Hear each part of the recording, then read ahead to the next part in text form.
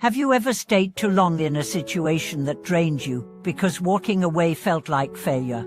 Have you ever held on to something that hurt you simply because you didn't know how to say, "I don't want this anymore"? Welcome back to the channel. It's a gift to be with you again.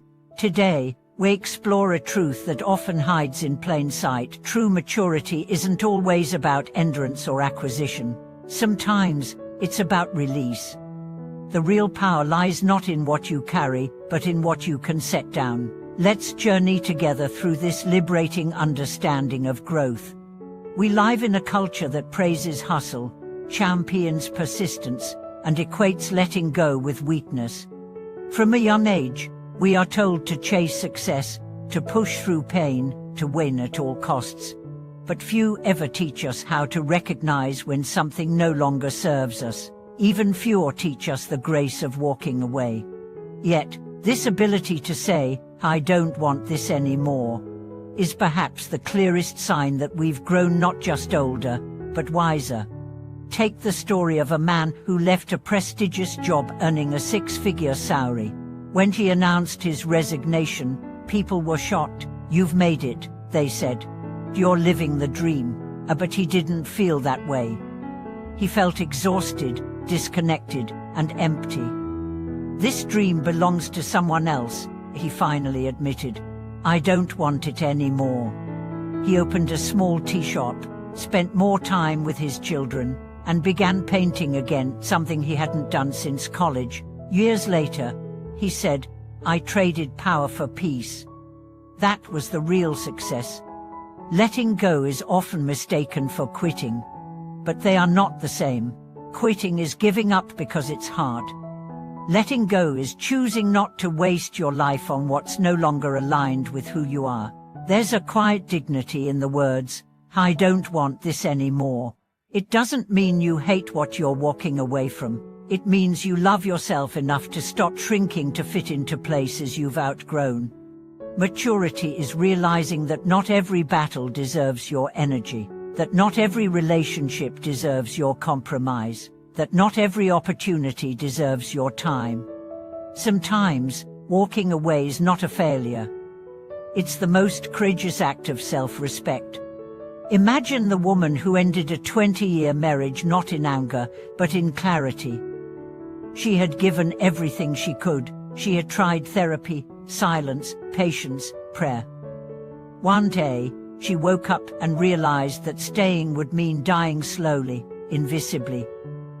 So she said the words no one expected, "I don't want this anymore."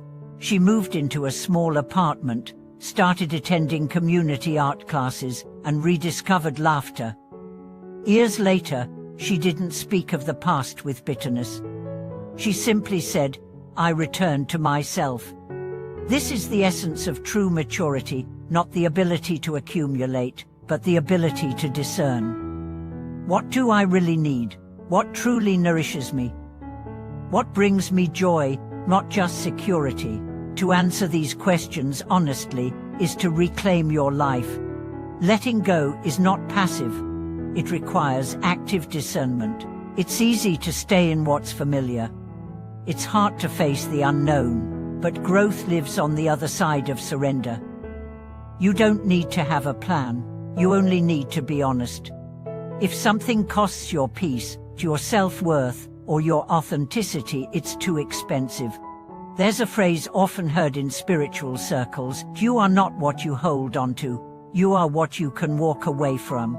That may sound harsh, but think about it. Who do you become when you are no longer tied to unhealthy habits? Who are you without that toxic job title, that performative relationship, that false sense of obligation? Freedom isn't about having everything. It's about needing less and choosing better.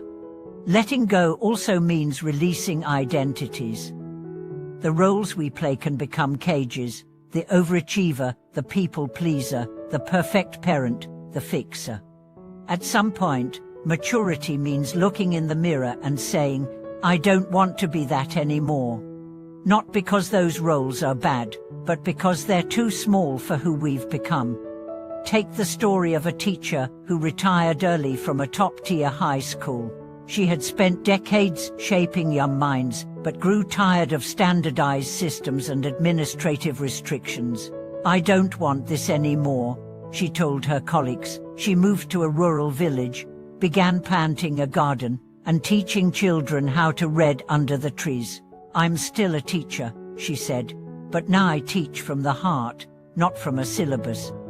Letting go is also about releasing relationships that drain us, not with anger or blame, but with acceptance. Not all friendships are meant to last forever. Not all love is meant to survive every storm. Sometimes, two people meet to learn a lesson, to reflect a truth, or to fulfill a karmic bond. When that's done, holding on becomes suffering. A woman once shared that she let go of her best friend of 15 years. There was no betrayal, just a quiet distance, a fading resonance. "I kept trying to pull us back to who we were," she said, "until I realized we are not those people anymore." They parted without drama.